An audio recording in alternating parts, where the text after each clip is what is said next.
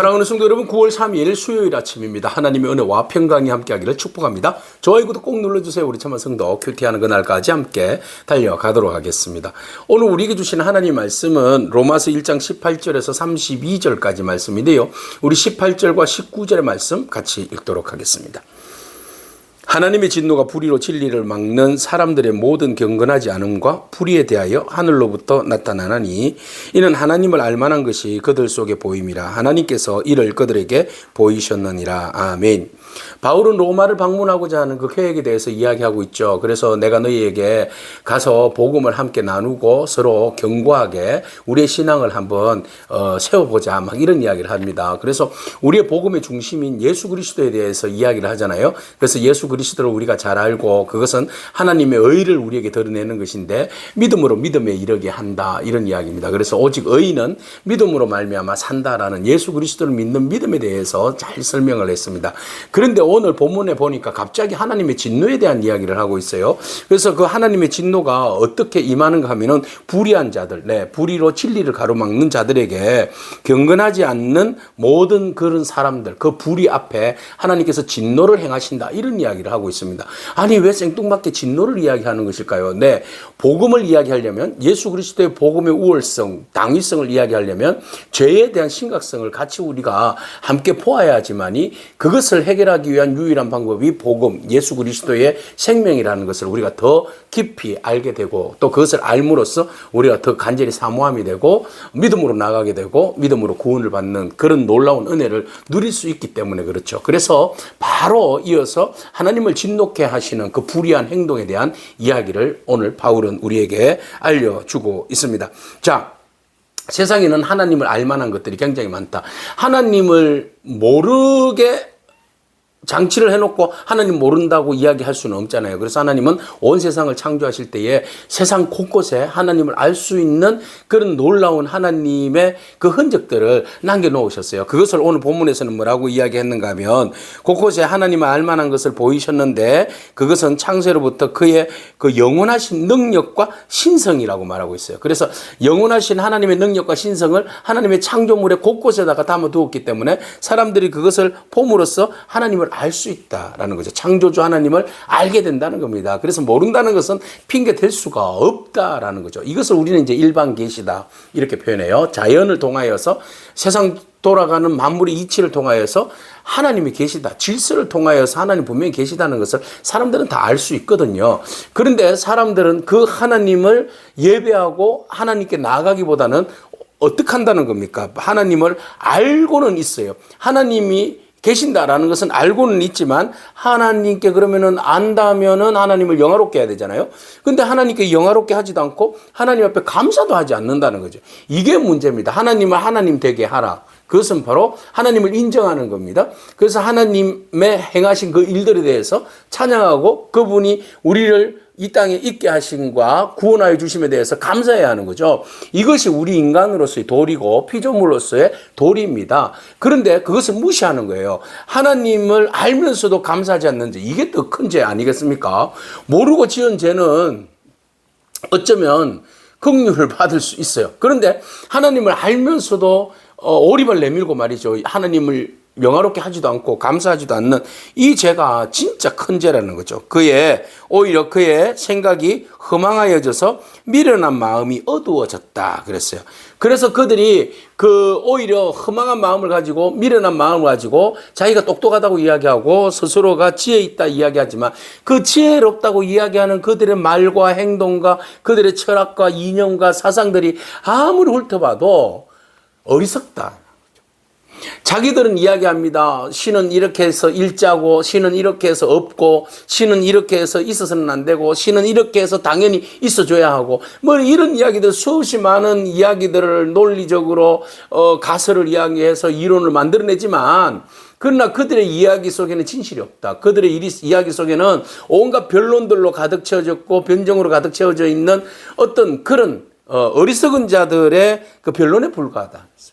그러니까 그들의 생각들이 하나님을 향하여 있지 않기 때문에 그 썩어지지 않는 하나님의 영광을 무엇으로 바꿨어요? 썩어질 사람과 새, 짐승 기어다니는 동물 모양의 그 우상으로 바꿔버렸다라는 겁니다. 그러니까 하나님에 대한 본질을 알면 하나님께 나가게 되는데 하나님에 대해서 왜곡하니까 다른 방법으로 하나님과 비슷한 유사한 하나님, 네, 하나님은 아니고 하나님과 유사한 그런 신적인 존재들을 우상으로 만드는 거죠. 그래서 그 우상을 숭배하게 되는 것입니다. 그래서 하나님께서 어떻게 해요? 그들의 마음, 정욕대로, 그들의 마음의 정욕대로 그 더러움을 아시고는 내버려 두셨다. 그래? 너희가 하나님을 찾지 않는데 그러면 어디까지 가는지 한번 보자. 그런데 그들은 여전히 하나님을 찾는 것이 아니라 하나님과 형상을 비슷하게 하면서도 그 안에 중심에 하나님이 아니라 자기가 중심에 자리 잡는 거예요. 그래서 하나님을 예배한다고 하지만 하나님을 바라본다고 하지만 그 속에는 자기가 중심에 자리 잡고 있어요. 그래서 그들은 우상을 만들어내는데 여러분 우상이 뭐라고 이야기했습니까? 우상은 나의 욕심을 투영하는 어떤 욕심의 투영이죠. 그죠? 나의 욕심, 나의 그 본질적인 어떤 욕망, 그것을 드러내는 어떤 실체, 그죠? 이런 것들을 우상으로 만들어내는 거잖아요. 그러니까 내가 되고 싶은 거, 내가 갖고 싶은 거, 내가 하고 싶은 것을 우상으로 만들어내는 거예요. 그래서 결국 우상은 곧 나다. 나의 그 속마음이에요. 내 안에 있는 실체가 겉으로 드러난 것이 뭐예요? 우상이에요. 그러니까 하나님은 그 우상이 아니라 네가 원하는 것은 그 너의 마음에 있는 욕망으로 인하여서 드러나는 어떤 그런 실체가 아니라 그것을 접어두고 하나님께 나올 것을 말씀하시는 거죠. 하나님과의 관계 속에서 하나님을 하나님으로 인정하고 우리가 피조물로서 하나님 앞에 영광 올려드리고 감사하면 그것이 하나님과의 우리와의 관계에 있어서 온전한 평화가 이루어지는 거죠. 그런데 그것을 무시하고 내가 안다고 그러면서 하나님을 더 잘 섬긴다고 하면서 나의 욕망의 투영, 욕심의 투영대로 우상을 만들어 냈다. 이것이 결국 뭐다? 마음의 정욕대로 행하는 일이다. 내 하고 싶은 대로예요. 내 하고 싶은 대로. 하나님의 말씀대로가 아니라 내 하고 싶은 대로. 그러니까 이 사람은 결국은 하나님의 진리를 무엇으로? 거짓 것으로 바꾸게 되잖아요. 그죠? 그러니까 영적인 타락으로 나아가는 겁니다. 하나님을 대체하는 거예요. 다른 것으로, 유사한 것으로 바꾸어 버리는 거죠. 그 안에는 철저하게 자기의 욕심이, 욕망이 들어있는데 그것을 드러낸 가장 표본적인 모습이 우상이었다는 겁니다. 그래서 이는 그들이 하나님의 진리를 거짓으로 바꾸어서 피조물을 조물주보다 더 경배하고 섬김이라. 주는 곧 영원히 찬송할 이시로다. 아멘.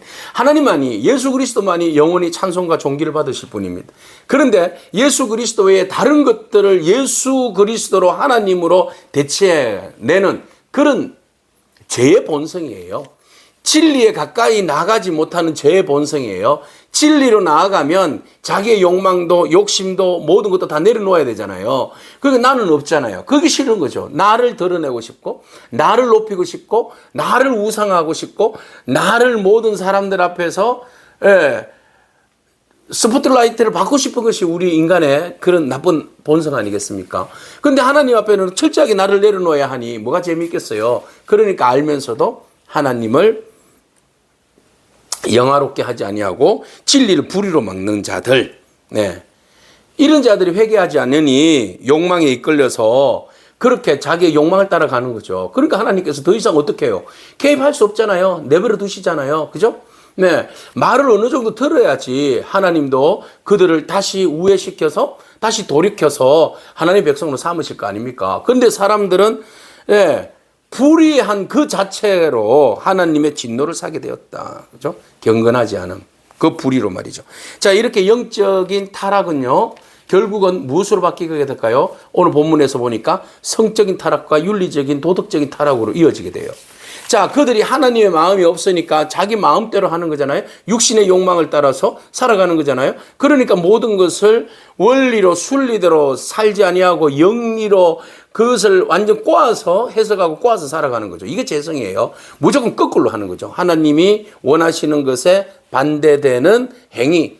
이것이 자기를 사랑하는 것이라고 생각했어요. 그래서 그들은 어떻게 합니까? 부끄러운 욕심 앞에서 부끄러운 욕심에 하나님 내버려 두셨는데 그들이 여자들도 순리대로 쓰지 아니고 모든 걸 영리로 쓰는 거예요. 남자는 남자도 그죠? 서로 서로를 향하여서 음욕이 막 불릴 듯 일어나고 그래서 서로가 남자들끼리 부끄러운 일을 행하는 그런 동성애에 빠져버리는 그런 일들을 저지르게 되었어요. 그래서 이 상당한 보응을 그들 자신이 받게 되었다. 그래서 영적인 타락은 바로 윤리적인 타락으로 이어진다. 그 대표적인 것이 바로 성적인 타락이다라고 말하고 있어요. 그러니까 로마에 있는 이 수없이 많은 성적 타락은 바로 윤리적인 도덕적인 타락은 하나님을 그들 가운데 두지 아니함으로 하나님 외에 다른 내 자신의 우상을 숭배함으로써 오는 결과물이다. 이렇게 역으로 올라갈 수 있는 거죠. 자, 그뿐만 아니라 그들 마음에는 결과적으로는 뭐예요? 우상을 숭배하는 것은 마음에 하나님 두기를 싫어해서 그래요. 그죠? 하나님 두기를 좋아하는 사람은 하나님 기뻐하시는 말씀에 순종하면서 사는 거죠. 나를 절제하고 나를 내려놓고 하나님을 높이는 삶이 바로 그들 마음에 하나님을 두는 것을 좋아하는 거잖아요. 이게 바로 성실한 마음 아니겠어요? 그런데 그들은 오히려 어떻게 해요? 그 마음에 하나님을 두지 아니함으로 오히려 상실한 마음대로 그 상실한 마음대로 살아가는데 하나님 그대로 내버려 두셨다. 이 상실한 마음은 뭐예요? 부적절한 상태, 그죠? 이런 거예요. 그러니까 하나님께서 그냥 부적절한 상태로 내버려 두는데 그것으로 인하여서 합당하지 못한 일을 그들이 행하게 하셨고 그냥 하나님은 그대로 두셨다. 그러면 그들이 상실한 마음, 하나님을 마음에 두지 아니한 그들은 하고 싶은 대로 부적절한 그 삶이 뭐였어요? 바로 윤리적인 도덕적인 타락입니다. 불의와 추악과 탐욕과 악의가 가득한 것, 시기와 살인과 분쟁과 사기와 악독으로 가득한 것, 수근수근거리는 것, 비방하는 것. 그러니까 그들 가운데 하나님이 안 계시니까 하나님을 미워해요. 하나님을 미워하는 자요, 능욕하는 자, 교만하는 자, 자랑하는 자, 악을 도모하는 자, 부모를 거역하는 자, 우매하는 자, 배약하는 자, 무정한 자, 무자비한 자, 이 모든 자들. 하나님 마음에 두지 않으니까 모든 것들을 자기 중심적으로 생각하고 자기의 욕망대로 행동하고 자기의 필요에 따라서 마음껏 그냥 절제함 없이 행동하는 그 악함, 악 그 자체죠. 윤리적 도덕적인 악 그 자체가 바로 하나님을 마음에 두지 아니하고 하나님을 미워하는 마음, 하나님 말씀에 불순종하는 마음, 그 마음이 있기 때문에 이런 도덕적인, 윤리적인, 성적인 타락으로 가게 되는데 그 근본적인 원인은 영적인 타락이에요. 하나님에 대해서 바로 하나님을 마음에 두지 않는 그런 결과다 이렇게 볼 수 있어요. 그래서 그들이 이 같은 일을 행하는 자는 어디에 해당된다고요? 어디에 해당된다? 사형에 해당된다. 하나님께서 정하심을 알고도 자기들만 행할 뿐이다. 그래서 하나님께서 무엇이 옳고 그른지, 무엇이 정이고, 무엇이 공이고, 무엇이 악이고, 무엇이 타락이고, 죄인 것을 하나님께서 분명히 말씀하셨음에도 불구하고, 그 죄의 값은 사망이라고 하나님께서 분명히 말씀해 주셨음에도 불구하고, 그들의 마음에 하나님 말씀 받아들이지 않는다. 자기뿐만 아니라 다른 사람들까지도 그 일을 행하게 하고 그것이 옳다 한다. 그랬어요. 완전히 영적 가치관과 영적인 어떤 판단 기준이 흐려져 버린 거죠. 완전 타락해 버린 겁니다. 자, 이것이 바로 하나님의 진노를 받을 수밖에 없는 그 죄다. 그래서 하나님을 알면서도 중요한 그거예요. 하나님을 알면서도 모른 척 하는 거죠. 그죠? 하나님이 일반 계시를 통하여서 모든 사람들로 하여금 하나님을 알 수 있는 그런 더듬어서 알 수 있는 일들을 다 보여주셨음에도 불구하고 여전히 그들은 하나님을 모르는 척 감사하지도 않고 하나님보다도 더 사랑하는 것들의 마음을 빼앗겨 버렸어요. 그것이 성적인 것들과 그리고 육적인 욕망들, 도덕적인 타락, 그리고 그 끊임없이 불어오는 우상 숭배의 마음들. 복음 앞에서 하나님의 진노 앞에서 우리 스스로가 우리 자신들의 욕망과 우상을 버려야 하지 않겠습니까, 여러분? 우리가 그토록 하나님 앞에 영화롭게 하지 못했던 죄악들을 하나님을 사랑하고 하나님을 존경하지 못한, 경외하지 못한 그 죄악들을 내려놓고 이제는 내가 아닌 내 위에 하나님이 계심을 인정하고 하나님을 높이고 하나님을 찬미하는 그런 마음의 회복들이 오늘 우리 가운데 있어야 할 줄로 믿습니다. 그래서 그 일들을 위해서 하나님께서 복음을 우리에게 주셨고 그 복음을 믿음으로 인하여서 우리가 다시 새로운 피조물로 거듭날 수 있는 거죠. 그래서 이 하나님께서 진노하시는 이 모든 죄악들을 벗어날 수 있는 유일한 길은 복음이다. 이 이야기를 지금 바울이 하는 거예요. 그래서 우리가 이 모든 추악한 우리의 본성에 영적인 타락으로 인하여서 성적으로, 육적으로, 윤리적으로, 도덕적으로 타락하여서 결국은 죽을 수밖에 없는, 멸망받을 수밖에 없는 우리가 이 속에서 거듭날 수 있는 유일한 방법이 뭐냐? 살아날 수 있는 유일한 방법이 뭐냐? 오직 예수 그리스도, 예수 그리스도. 하나님의 의, 예수 그리스도를 통하여서만이 우리가 진노가 바뀌어서 축복의 삶으로, 용서의 삶으로, 새 생명의 삶으로 나아갈 수 있게 되는 것입니다. 오늘 우리가 진노 가운데 있다 할지라도 살아남을 수 있는 유일한 길 한 가지가 있습니다. 예수 그리스도 믿으면 됩니다. 주님 앞에 나오시면 됩니다. 주님 앞에 우리의 모든 죄를 회개하고 주님 앞에 긍휼을 구하면서 용서함을 구하며 나아갈 때에 주님께서 우리의 모든 죄를 깨끗하게 씻어 주실 줄로 믿습니다.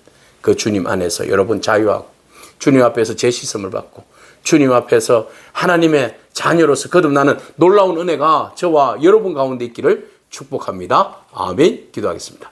주님 감사합니다. 우리가 복음 앞에서 다시 우리 자신들을 내려놓고 우리 자신들을 온전히 돌아보기를 원합니다.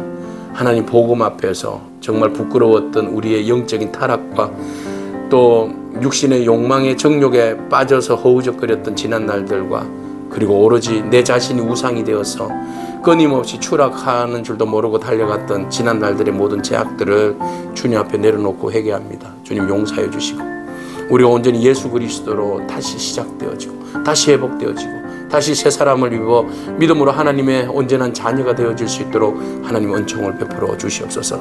하나님, 하나님의 의를 우리가 바라보며 믿음으로 믿음에 이르게 하시는 그 주님을 바라보고 하나님 나아갈 때에 하나님 오늘 우리가 주 예수 그리스도로 인하여서 긍휼을 입어 새 삶을 누리는 유일한 삶이 되게 하옵시고 오직 복음만이 유일한 구원의 능력인 것을 우리가 믿고 따르게 하옵소서. 소망이신 예수 그리스도 이름으로 기도합니다. 아멘. 오늘도 믿음으로 승리하길 축복합니다.